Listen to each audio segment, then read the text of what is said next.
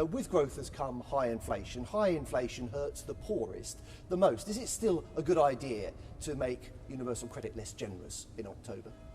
Well, if you talk about universal credit, it's worth bearing in mind that this extra temporary uplift has been in place for almost 18 months from start to finish, and our track record and all the data shows that the most vulnerable in our society have been looked after through this crisis. But I know people have concerns about the cost of living, about bills, about inflation. You know, what I'd say to people, it's one of the things that I'm mindful over. And importantly, the Bank of England, who are in charge of managing inflation, have a very good track record over the last 10, 20 years of keeping inflation low and stable. OK, but the Joseph Rowntree Foundation calculates that if you go ahead with your plans for universal credit, 500,000 more people will be pulled into poverty, including 200,000 children. Does that seem right to you? Well, actually, no. If you look at the figures over the past 12 or 18 months, those on the lowest incomes have been protected the most. Income inequality is lower today than it was in 2010. But if you go ahead with your plans, you'll create and poverty, hardship, won't you? Well, no, the number of people in absolute poverty is actually far smaller today than it was previously. If you go ahead with your plans. Well, no, I'm not sure that's right, because our plan for jobs is actually helping people into work.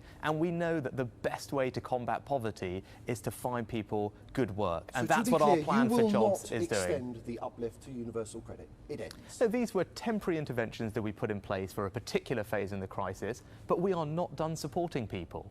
So the national living wage is increasing this year. We are also helping all those people find new jobs. So take one example, the Prime Minister's Lifetime Skills Guarantee. 10 million adults who don't have a level 3 qualification will now have the ability to get one paid for by the government. That will help them find a new job or find a better paid job. And that's the right type of intervention for us to be making. How would you describe your relationship